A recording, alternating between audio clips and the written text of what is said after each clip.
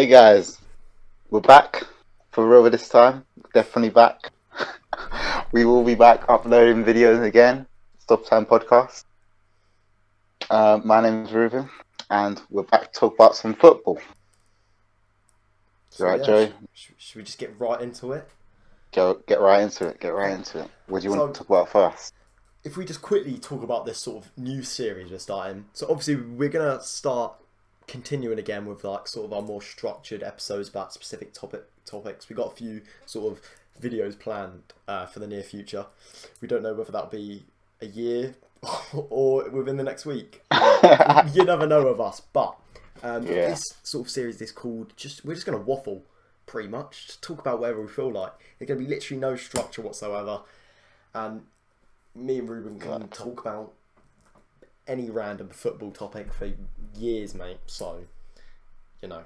So if you want to jump Exactly. right into it, the hot topic at the moment, the hot property at the moment, arguably Mm. one of the most exposed footballers at the minute, Erling Braut Haaland. What do you think about him? Do you like him? Do you hate him? I really like Haaland. I really wanted him to come to Man United when it was linked to him in the January that we bought Bruno, and it didn't happen, unfortunately. But for Man United, he wouldn't be a priority for me to sign him. Don't, striker's not the priority. So I don't think he'll come to Man United. Although I would. It's a difficult one because it is a once in a lifetime opportunity. But I think I still would rather get someone else in the position. But I think Haaland will end up at Manchester City. I just got a weird feeling he's going Man City, especially Yeah, with Aguero leaving this summer. I yeah, think either Man City will either get Messi or Haaland this summer. One of those two. I don't think they'll get both. I don't think they'll get both, but they'll get either one of those. that's What true do you though. think? I haven't thought about the fact that they haven't renewed Aguero's contract, so they Yeah, obviously Aguero said can he's push. leaving. Aguero said he's leaving, right? Yeah, So he's leaving 100%. it. I Yeah, saw that, but I and just it's didn't where realise. I don't know if Pep will trust Gabby Jesus as the lone striker, and even if he does trust him as a lone striker, he'll still need to bring in another striker Yeah, to replace Aguero. 100%. And you know, Haaland is arguably is he the most valuable football player in the world right now?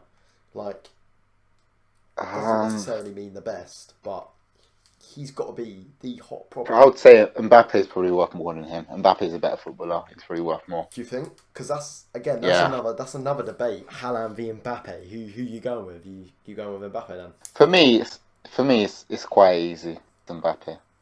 Do you think? Mbappe is a better footballer. He's got more technical ability. Haaland's Haaland's a brilliant finisher. He's the strength, the power, the pace. But Mbappe, he's So do you different think class. Haaland's a bit of a system merchant? You know what I'm saying? I wouldn't say that. I would just say that Mbappe has more technical ability. Is the best way I can Yeah, put it. I agree with you. I agree with you. But although Mbappe's technically gifted, I just lean towards Haaland, and that's just because he's sort of my type of player, if I'm honest. And I feel like, yeah, Mbappe,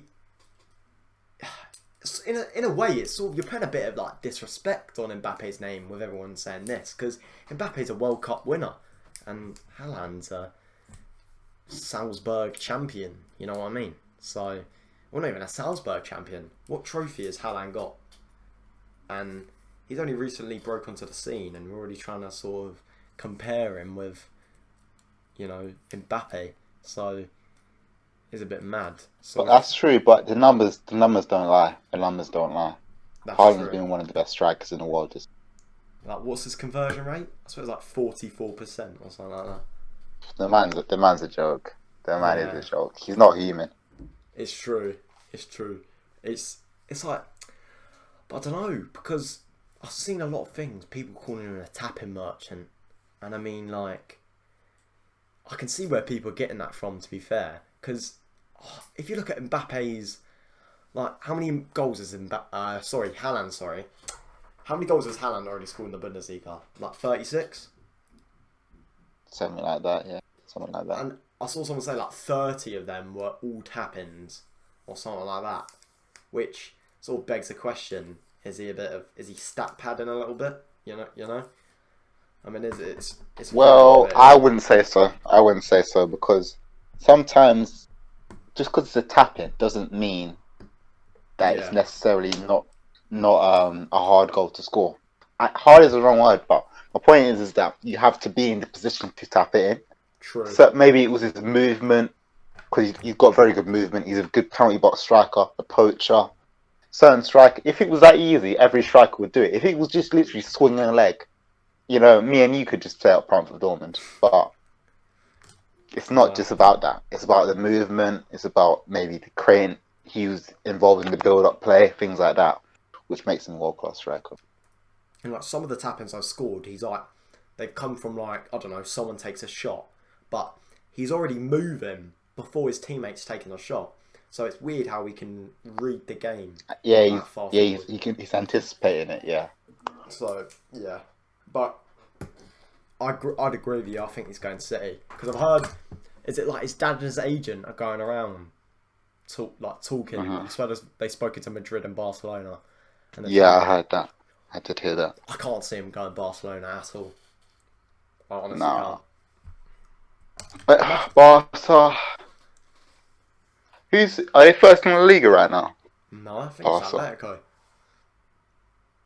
Yeah, Barcelona and Real Madrid. They're not what they used to be. They're not what they used. I know. Man City, Man City are the best team in the world right now, in my Do you opinion. think? What about Yeah, Bayern Munich? A lot of people could argue with that one.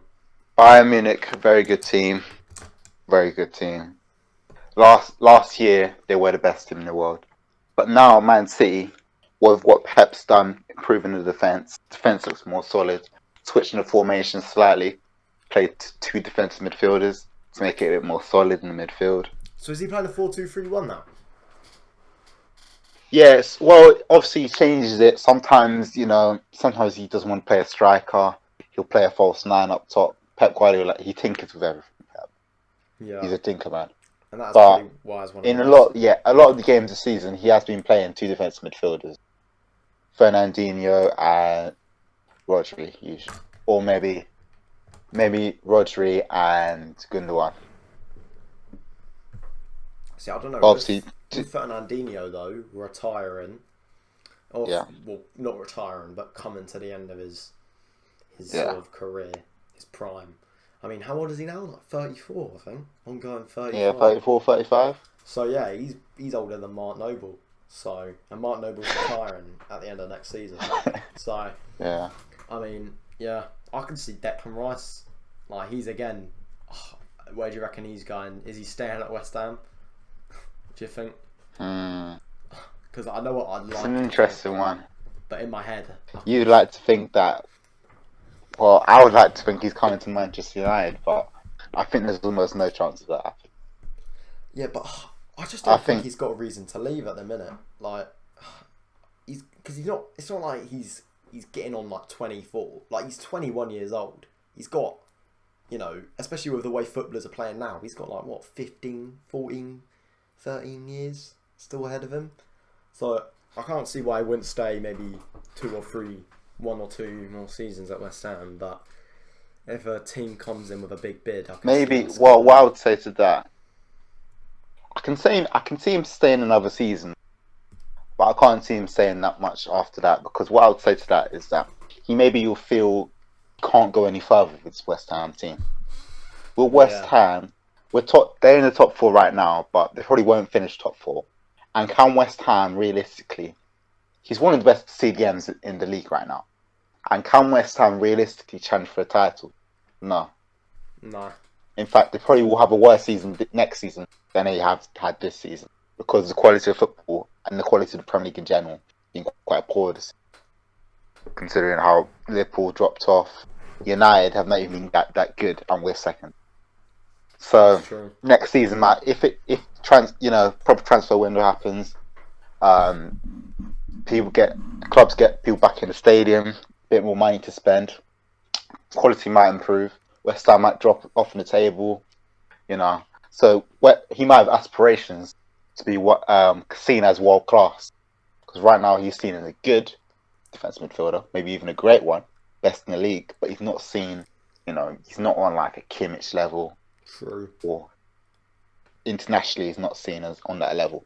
That's So in true. order to do that, he'll have to play for a bigger club. No offense to West Ham, and be playing in the Champions League. Yeah. So that's the reason why he might decide to leave. But if he does leave, I don't know where he would go. I don't see him going Man City. But I think I maybe can, to be fair. Chelsea. Yeah, I mean Chelsea's an obvious one. I just don't want him to go Chelsea. I don't want him to go United because what I don't want to see, and I know what will happen, if he goes United, it's just going to be annoying because when I would, even like 2 years ago, mate, I've been his day one, and when I would mention him, everyone would laugh at me. But you're not laughing now, are you? I saw that True. quality from the start. I was his day one since he was a bronze on FIFA. I was his day one, me and Ricey. So that will be the annoying thing, seeing the player that everyone wants criticised. Because if he goes United, you're going to end up loving him. He's a lovable guy. So I already love him. So, I had to admit, I called him the B-Tech Scott McTominay about, I think it must have been about over a year ago, almost 2 years ago now. And he was like, "No, but he's good. And I was like, "Nah, we got Scott McTominay. We don't need Declan Rice." But obviously now I know, huh? Should put McTominay out front. He's got welly on him. Probably, yeah. They're different types of players, isn't it? Scott McTominay is not a CDM. He's more of just central midfielder. True. So it's unfair to compare them because they're different types of players. But They can even play together. But yeah, Declan Rice is way better than Scott McTominay, and it's not just that. I was completely wrong.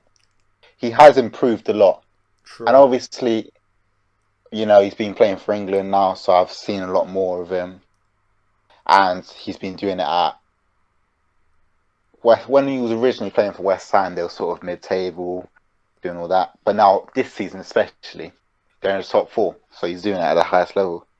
Not the highest level because he's not in the Champions League, but he's doing it for a decent team. Him and Souček have been Souček probably the best midfield this season. Those two. Yeah, I know. West Ham probably had the best midfield this season with those two. Yeah. I don't know. It's weird how these hidden players are just like chilling. You know what I mean? Like Souček. Did you ever hear of him before last season? No.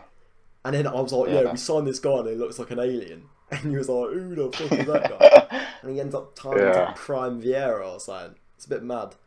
So this is what annoys me about Manchester United recruitment. We spent 80 million on Harry Maguire, who's an average defender in my opinion. And we're supposed to have the best scouting network in the world, the most scouts of any club.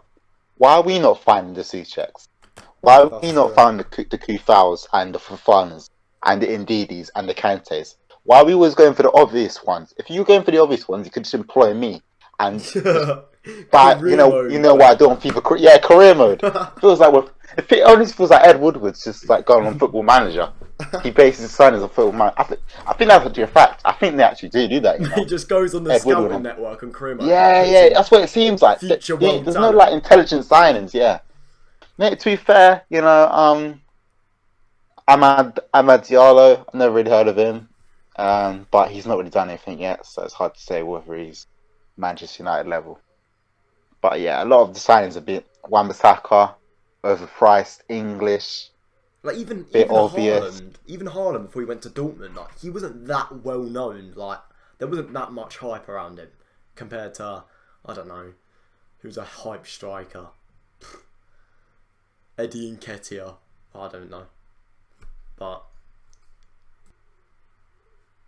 Yeah, so I just don't understand why United can't have the same levels of scouting that teams like Southampton, even Leicester, even Chelsea. United just don't seem to be on that sort of level. The transfer business and even contract renewals, giving 5-year contracts to Phil Jones, 3-year contracts to Mata and Matic. Teams like we're incompetent throughout the whole club. Yeah, what's happened with Phil Jones? Like, why have you renewed it? When did you renew his contract? Sorry. It must have been about 3 years ago now. But he hasn't. He's barely touched a football in about 3 years. So we're paying him to play Fortnite at home, and he's injured. Right, he's not even on the bench because he's injured. He's been injured for the last year, and he's not playing in a year, but he's been injured for a year. So we're just paying him to do fuck all. I know. It's very frustrating. But maybe with what you're saying, maybe it's to do with the sort of financial risks with gambling. Because, right, for example, West Ham coming for Souček, yeah, they're not gonna like demand that much. You know what I mean? But if I'm a club, a smaller club like Slavia, you know, obviously big in their country, but sort of if you're talking about on a global stage, quite a small club. If you see Manchester United coming in for one of your players, you're gonna bargain higher. You know what I mean? And maybe that doesn't incentivize bigger clubs to gamble for smaller players because they're gonna end up paying more. You know what I mean? I feel like that's got something to do with it. Whereas if you're going for all these sort of more well-renowned talents, it's less of a gamble for a slightly higher price. But you know, most of the times they end up coming out worse. So yeah, it is.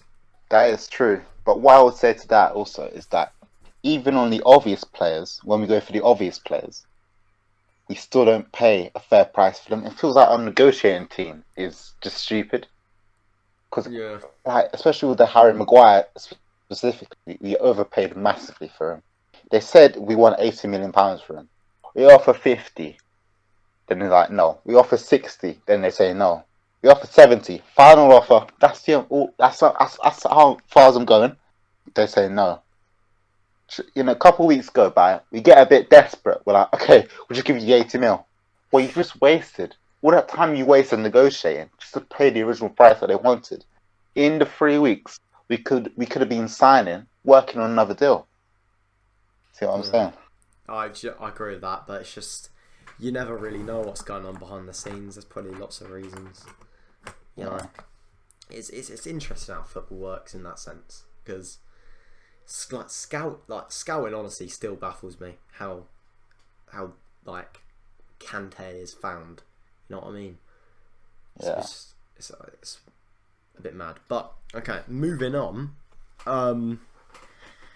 What are your top 4 predictions for this season? Who do you reckon's gonna get it? I feel like there's 3 teams which are, you know, concrete.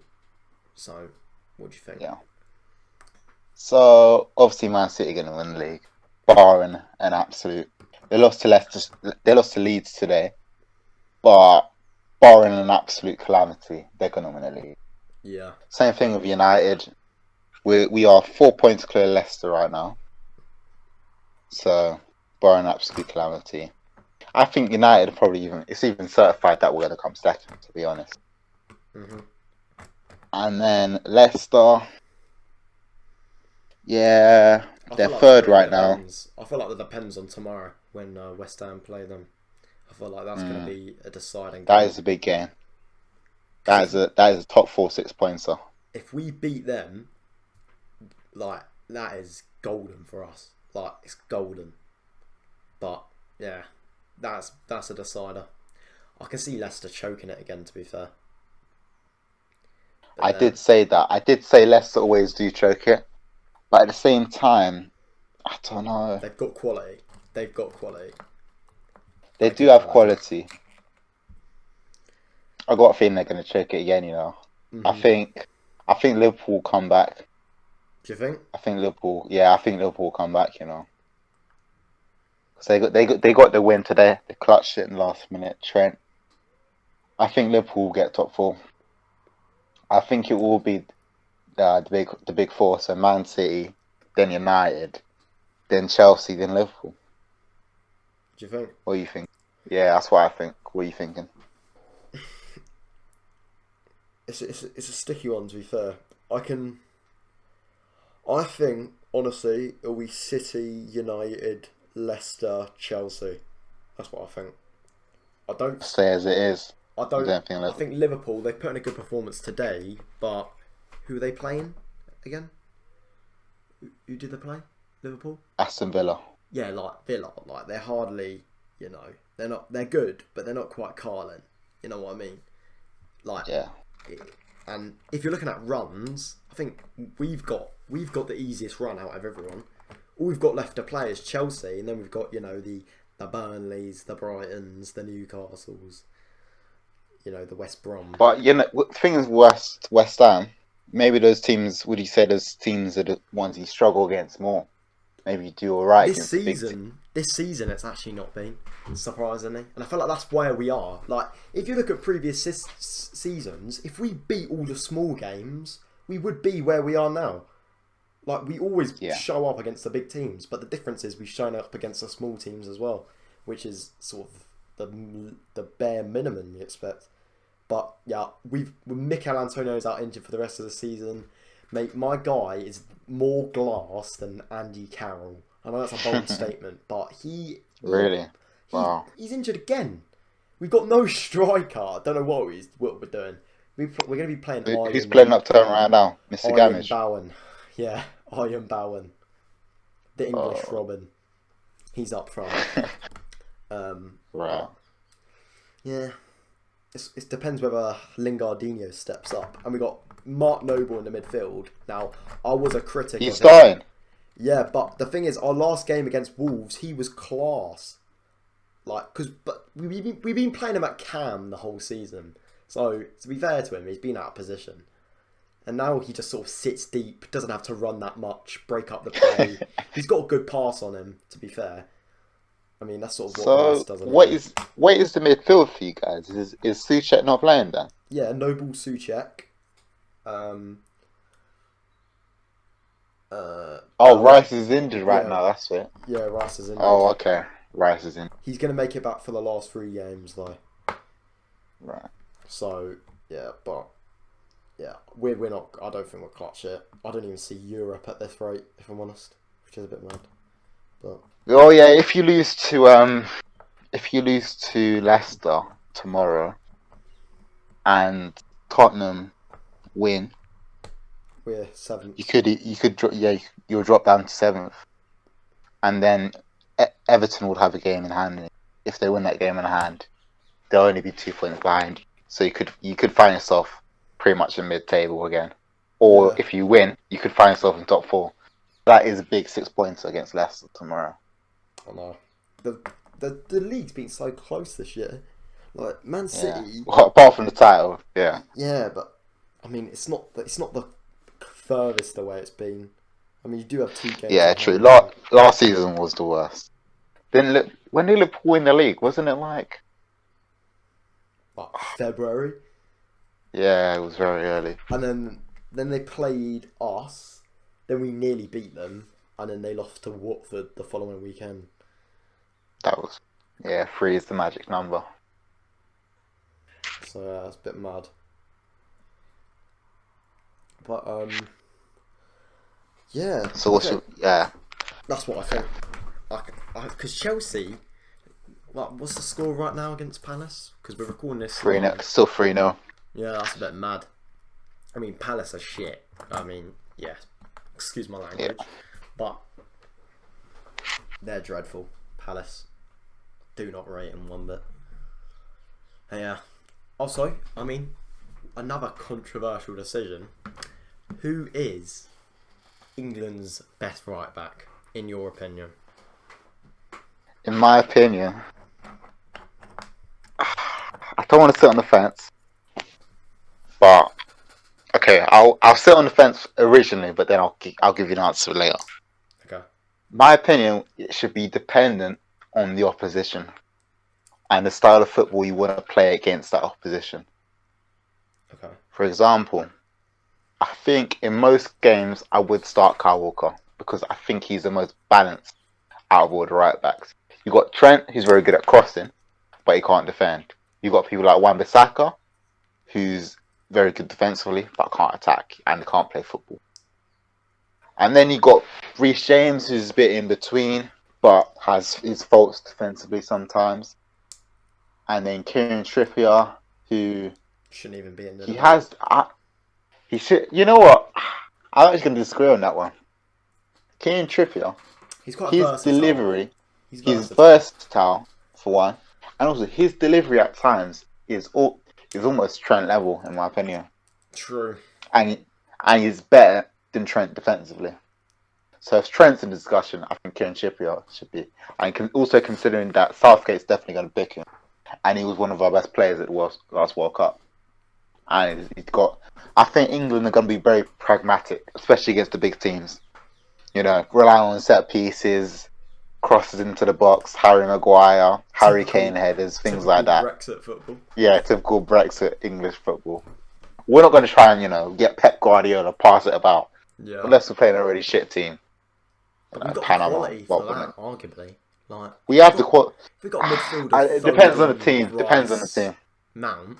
Like, you know what I mean? Depends on the team. And also, I don't. Gareth Southgate is not a manager to implement that style of football. I agree. But and he might even play five at the back. I think Southgate I think is a good manager. Really? And don't leave me at that.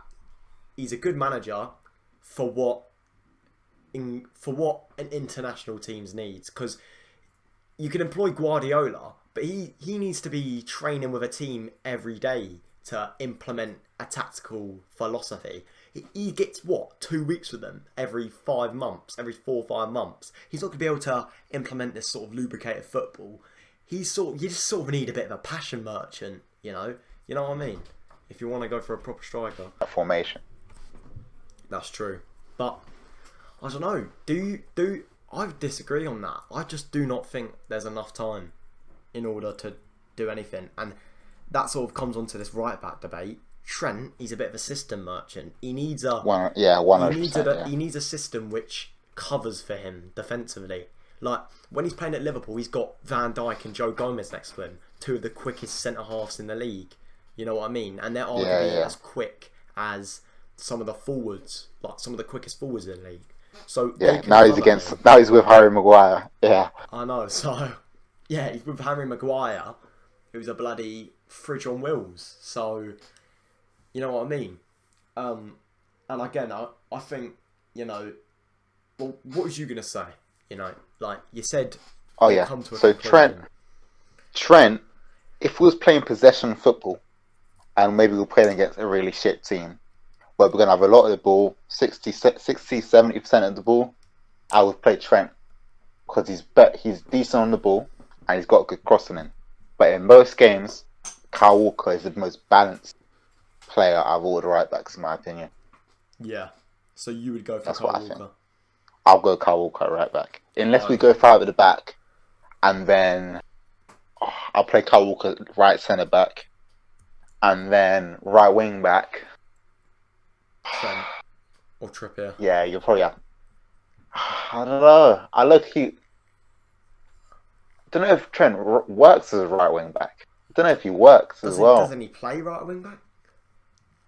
He sort of does, but I don't know if it works. I've seen him play there for England, and it just doesn't seem to work well at right wing back. Yeah. I'm low key thinking playing Trippier instead of him. And I feel like Southgate. I think opinion, Southgate would. I don't think Southgate would. I think, in our opinion, we would want him to play, but Southgate's going to go over who he trusts. And Trippier, Walker, they were part of our best England side for 30 years, 40 years. So he's going to trust them. And Walker, he's experienced. You know what I mean? So I feel like Walker's getting in without a doubt, and he can play in both systems, wherever he wants to play. So who would you pick at right back then? Oh, Kyle Walker, without a doubt. I like him as a player.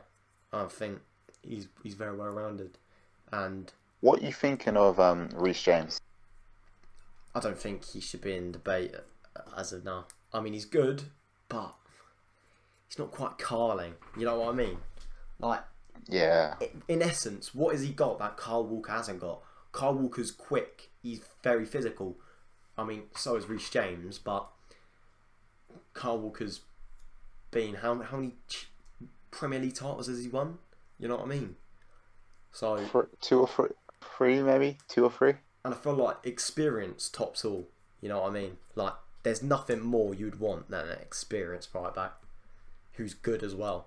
So there's a lot of debate for it, and in a way, it's a good thing. It is a good thing, in a way, because we've got 3 or 4, maybe even 5, like very good right backs to pick from. So it's good that we're sport for choice in that case. But then, Yeah, for example, in other areas such as centre back left back, and left back, I think we're alright at left back. yeah, I think we're we're alright alright. at left back. Could be better. It could be better. Could be better. And I think I'm not really happy with the midfield choices, not gonna lie. You think? No, I'm not happy with it. I mean, I agree. We've got loads of centre Spe- attacking midfielders. and sort Yeah, of we've like- got centre attacking, and we got a good CDM in Declan Rice, and I don't think we have a good backup CDM. I don't think we have a good centre midfielder, because I don't want to play 2 CDMs. I want to play a CDM, a centre mid, and a cam. Yeah. Do you know what I mean? In a 3-man midfield. I don't want to play 2 CDMs and a cam, and I don't really want to play 1 CDM and 2 attacking midfielders. Like, I don't think Rice, for example, midfielder, for example, Rice, Foden, and Grealish. I don't think that would work. Or Rice, Mount, and Foden. I don't think that would work either. Yeah. It works slightly better, but I don't think that would work. I think you need 2. You need a CDM, a centre mid, and a cam in the midfield. Like, I don't think agree with you in that sense. I don't think like too many flair players would work. Like, I wouldn't want Foden, Grealish, Mount starting. They were very similar. The same person, yeah. Yeah, they're the same person. You know what I mean? You sort of want like your Tony Kroos at centre mid, someone like that. Or That's what I'm. Yeah. So you do agree? That's what I'm saying. Yeah. I do. I agree 100%. 100%. And then I feel like, yeah, Grealish would be better on the wing, but then I agree. you've got Rashford and Sterling and Sancho and all these guys like. Well, yeah, we can do a whole another video on that England team. Yeah, we could spend hours talking about hours. that. Yeah.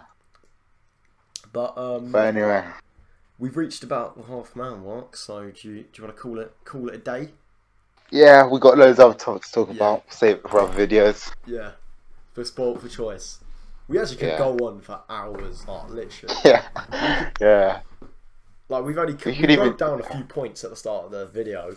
We've only covered about half of them, and that was going. Like, we only really touched some of them briefly. Like that was brief. It's because you know what it is. Also, we go off on tangents as well, talking about Declan Rice for a while. Yeah. So that makes it long. Scouting. We've ended up on scouting.